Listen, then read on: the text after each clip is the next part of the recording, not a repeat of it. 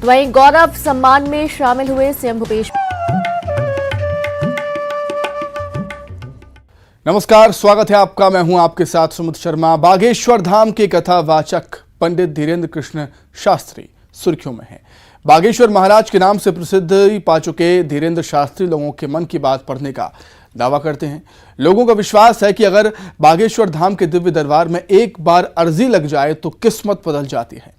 महाराज लोगों की समस्या बिना बताए ही पढ़ लेते हैं और फिर उनके मन की बात को बताते हुए कागज पर समस्या का समाधान बताते हैं कि जल्द ही आपकी समस्या हल हो जाएगी।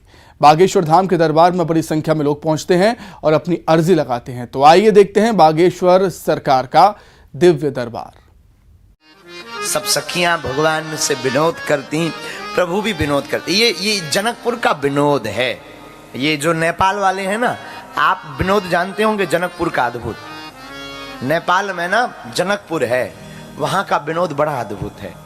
अभी हमारे कुछ दिन पहले पूज्यपाद गुरुदेव भगवान जगत गुरु तुलसी पीठाधीश्वर धर्म चक्रवर्ती तुलसी पीठ वाले हमारे गुरुजी गए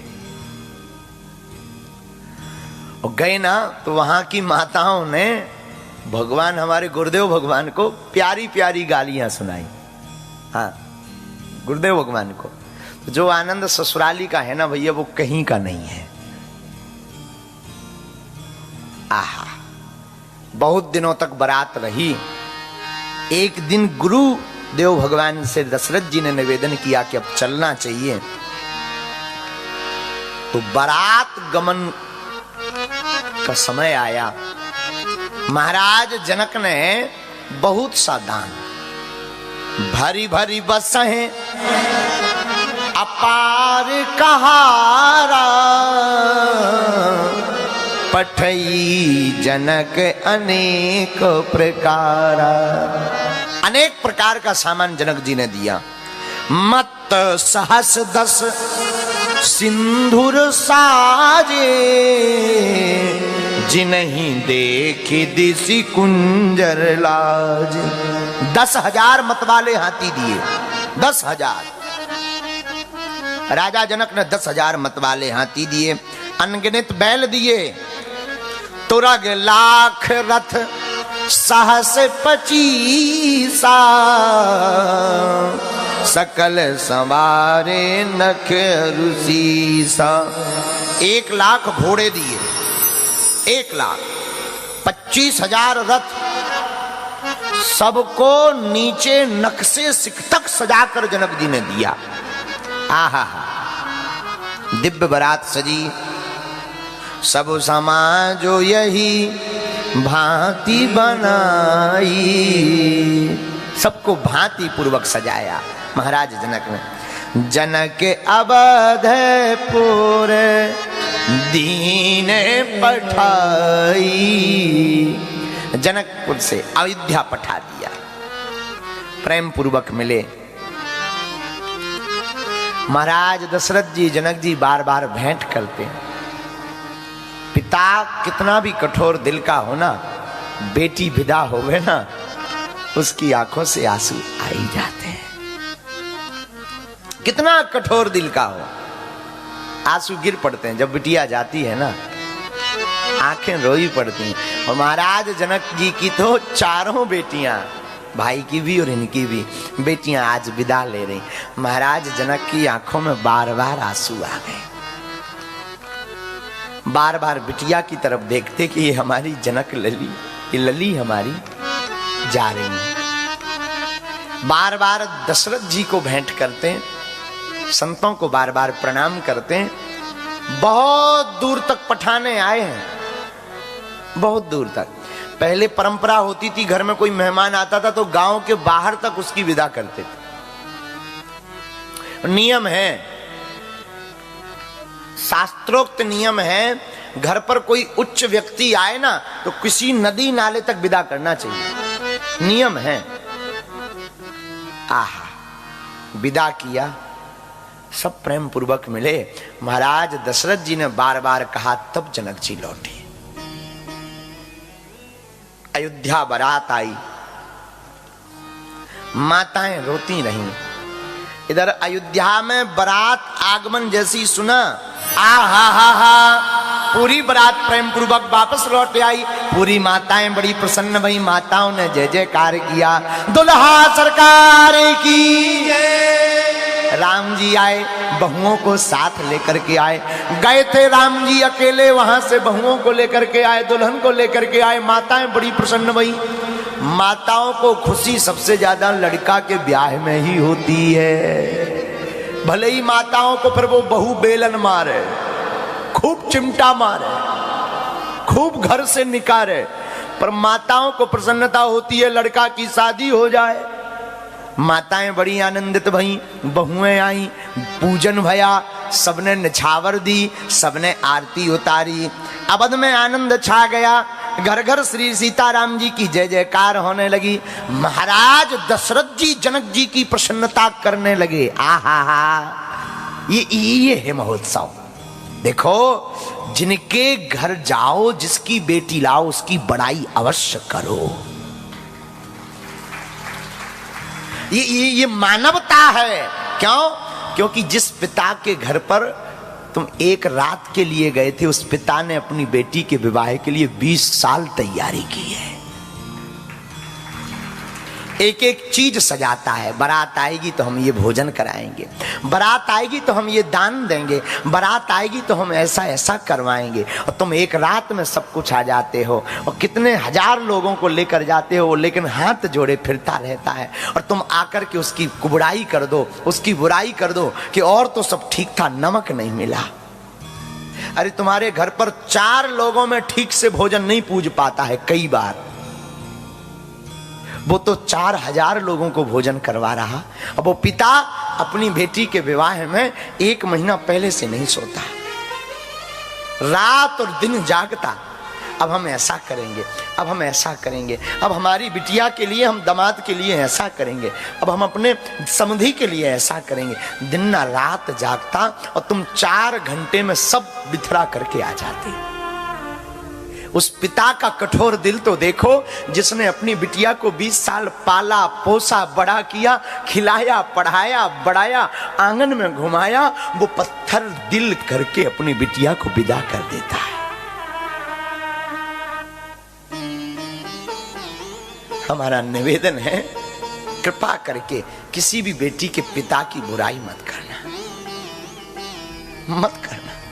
उस पिता और उस माँ से पूछो, जिसकी बिटिया 20 साल घर पर रही हो और वो एकदम से विदा कर दे, उस घर का सूनापन देखना। 2 दिन तक भोजन नहीं बनता। बिटिया के विदा होने के बाद वो पिता ठीक से सोता नहीं। जो 1 महीने तक जागता रहा, थका रहा, मांदा रहा, वो बिटिया की विदा होने पर वो घर सूना सूना हो जाता। लेकिन वो पिता कुछ नहीं कहता, सह जाता। क्यों? क्योंकि बेटियां पराया धन है। और हम लोग 4 घंटे के लिए जाते हैं और 10 कमियां निकाल देते हैं। थोड़ी देर जल लेट हो जाए भोजन में, पानी, तो चिल्ला पड़ते। उस पिता पे पूछो क्या बीती, जिसने अपनी संपत्ति दांव पर लगा दी, लाखों करोड़ों खर्च कर दिए, पूरा दिन, पूरी मेहनत, पूरी जिंदगी। उस पिता से पूछो जिसकी बेटी घर में चहल पहल महल करती रही, चहकती रही, आंगन आंगन में कोने कोने में घूमती रही, और आज वो पराई होकर चली जाएगी, सूना हो जाएगा, फिर भी पिता पत्थर कठोर दिल करके प्रसन्नता पूर्वक स्वागत करता है।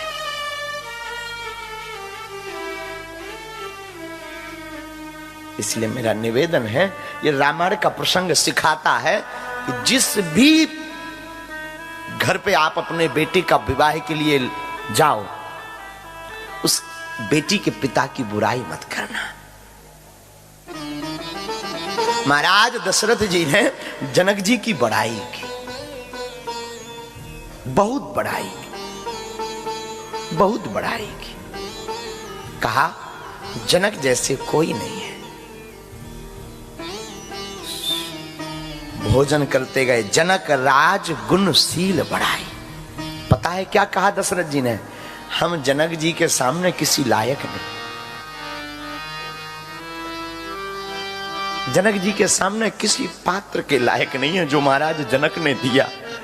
और भला तुम उस पिता से क्या अपेक्षा रखते हो जो अपने हृदय के टुकड़े को तुम्हें दान दे देता है? भला आप उसका क्या चाहते हो? अपनी बिटिया को दे देता, इससे बड़ा भला तुम्हें क्या चाहिए? जनक राज गुणशील बढ़ाई। जनक जी बहुत ज्ञानी है, बड़े शीलवान, बहुत ध्यानी है, संपदा है, रीति है, परंपरा है। महाराज दशरथ जी ने एक बार नहीं 4-4 बार बड़ाई की है जनक जी की।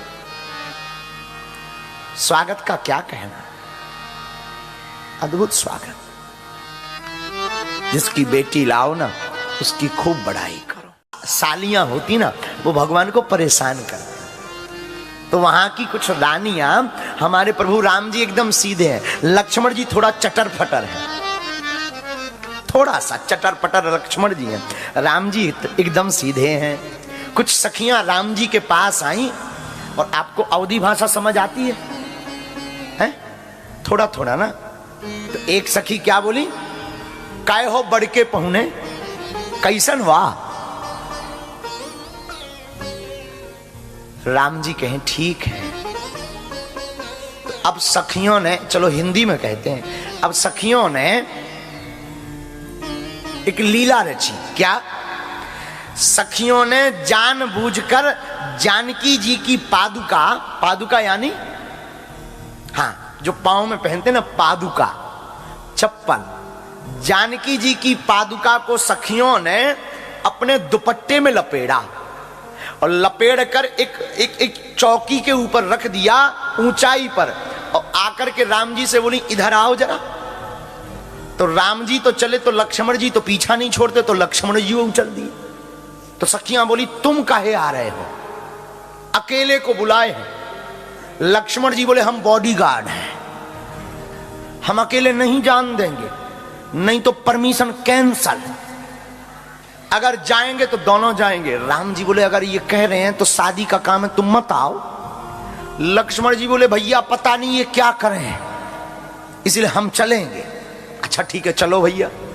अब लक्ष्मण जी पीछे पीछे, राम जी आगे आगे, सखियां ले गईं। और सखियां क्या बोली, बोले महाराज सरकार ये जो आसन पे है ना, ये हमारे कुल देवता हैं, जरा प्रणाम करो, प्रणाम करो। लक्ष्मण जी तो बड़े चतुर, बोले रुक जाओ भैया। सखियों एक बात बताओ, ये कुल देवता तुम्हारे हैं तो हम क्यों प्रणाम करें? तुम्हारे कुल देवता हैं तो तुम प्रणाम करो ना। तो सखियां बोली नहीं नहीं ये शादी का नियम है। लक्ष्मण जी बोले हमारे यहां का नियम है कि अपने अपने कुल देवता को सब प्रणाम करते हैं, ये तुम्हारे कुल देवता हैं, तुम प्रणाम करो। राम जी बोले भाई अगर नियम है तो कर लेने दो ना। लक्ष्मण जी बोले हमें दाल में काला नहीं, पूरी दाल ही काली नजर आ रही है, और आपको विश्वास ना हो तो जरा हम कुल देवता की पोल खोलें। राम जी बोले खोलो। राम जी भागे भागे गए, सखियों ने खूब रोका। राम जी ने वो दुपट्टा उठाया, देखा हो ये भाभी मां की है पादुका। राम जी बोले बच गए। सखियां बोली एक बात बताएं तुम दोनों से। लक्ष्मण जी बोले बताओ। बोले तुम लोगों को चिट्ठी तो मिली नहीं, बिना चिट्ठी के ही आ गए। यहां जो यज्ञ धनुष यज्ञ हुई ना, इसकी चिट्ठी थोड़ी मिली, तुम तो बिना बुलाए आ जाते हो। लक्ष्मण जी बोले चिट्ठी गई थी। सखियां बोली झूठ मत बोलो। लक्ष्मण जी बोले गई थी। सखियां बोली हम तुम्हारी बात नहीं मानेंगे, अगर राम जी कह देंगे कि चिट्ठी गई थी तो मान लेंगे। तो लक्ष्मण जी हाथ जोड़ के बोले भैया कह दो कि चिट्ठी आई थी। राम जी बोले हम झूठ नहीं बोलेंगे। तो लक्ष्मण जी बोले ब्याह में झूठ तो बोलना पड़ता है, आप चिंता, आपको दिक्कत क्या है, आप कह दो ना, एक बार कह दो, नहीं तो हमारी नाक कट जाएगी, ये सब प्राण खा लेंगी। तो राम जी बोले हम झूठ नहीं बोलेंगे। तो सखियां बोली अच्छा बताओ राम जी आप बताओ चिट्ठी गई थी?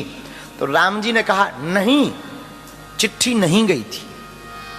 नहीं गई थी चिट्ठी। राम जी ने सिर्फ इतना कहा, नहीं गई थी चिट्ठी। सखियां बोली देख लिया लक्ष्मण जी तुम झूठ बोलते हो। लक्ष्मण जी बोले नहीं। तो प्रभु ने क्या कहा पहले गौर से सुनो। बोले क्या कहा? बोले राम जी ने कहा नहीं गई थी चिट्ठी। राम जी ने तो सत्य बोला, नहीं गई थी चिट्ठी। लक्ष्मण जी बोले पता है सखियो प्रभु का बोले? प्रभु बोले नहीं गई थी चिट्ठी। राम जी से बोले अगर नहीं धीरे से कह देते का बिगड़ जाता, इतना जोर ना हमें लगाना पड़ता। सखियां समझ गई कि बड़के सरकार तो बहुत सीधे हैं, ये छुटका बड़ा तेज है। ये छुटके सरकार है ना तो बहुत डेंजर बा। तो क्या किया जाए? सखियां सताती हैं लक्ष्मण जी को। काय हो छुटके पहुने, वहां पहुने कहते हैं पहुने बोले तो जीजा जी को, दमाद को। हाँ आप समझ रहे हैं ना? तो इसका भी आनंद लो, ये भी एक रस है। तो सखियां क्या बोली? काय हो छुटके पहुने ही आवा, ही आवा। तो लक्ष्मण जी बोले आए गए लो बता बाहू। तो सखियां बोली एक बात बतावे। हाँ हाँ, हमने सुना है तुम्हारे यहां पिताजी की जरूरत नहीं पड़ती है, खीर से पुत्र पैदा हो जाते हैं। क्योंकि राम जी, लक्ष्मण जी, भरत जी, शत्रुघ्न जी ये अग्नि के खीर से प्रकट भये। तो सखियां मजाक मजाक में बहुत बड़ी बात बोल दी। बोली सुना है हमने अयोध्या में पिता की जरूरत नहीं है, बिना पिता के खीर से लड़का पैदा हो जाता है। लेकिन लक्ष्मण जी भी कम नहीं, बोले धन्यवाद देवियो, आपने सच कहा। हमारे यहां खीर से पैदा होते हैं लड़के, पर माता जी की जरूरत पड़ती है। लेकिन हमने सुना जनकपुर में तो माता पिता किसी की जरूरत नहीं, पृथ्वी से बिटिया पैदा होती है।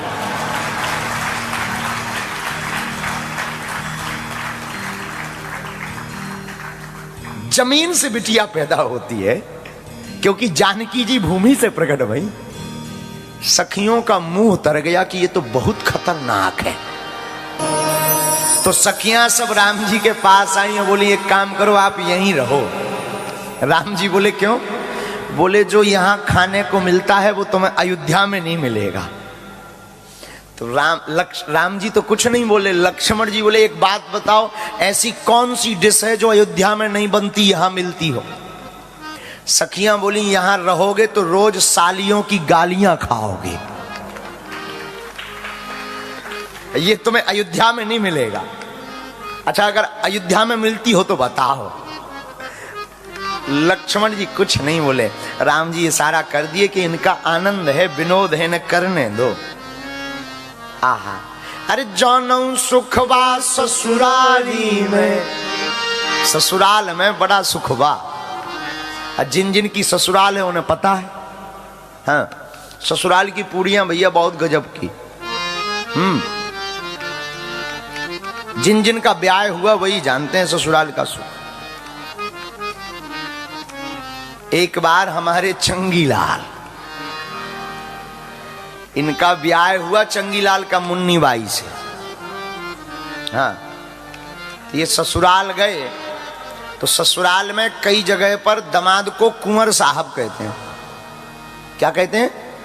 कुंवर साहब। तो जैसे ही ससुराल गए तो सब बोले आओ कुंवर साहब। आ गए कुंवर साहब, सब कुंवर साहब कह करके पुकारे। तो चंगीलाल थोड़ा कम पढ़े लिखे थे। इन्होंने बचपन में पढ़ रखा था कि कू का प्रयोग गलत काम के लिए किया जाता है, जैसे कुकर्मी, कुरूप, कुंठित, कुत्सित। और इन्होंने जब बार बार पहली बार ससुराल गए तो सब लोग बोले कुंवर साहब।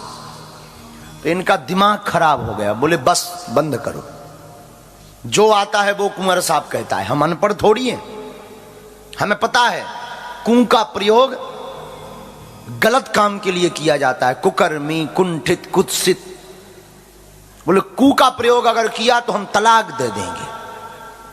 घर वाले बोले तो कुंवर साहब क्या बोले? बोले चुप, कुंवर बोलना ही नहीं है, कू का प्रयोग मत करो, सू का करो।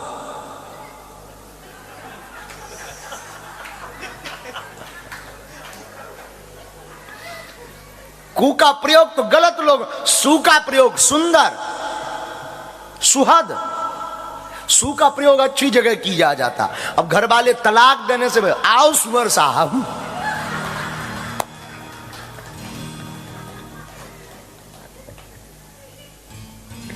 तो कई ऐसी भी शादियां होती हैं।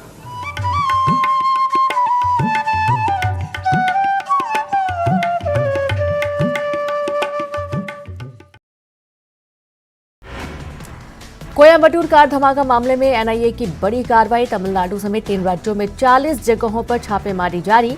गिरफ्तार आरोपियों के ठिकानों पर भी तलाशी।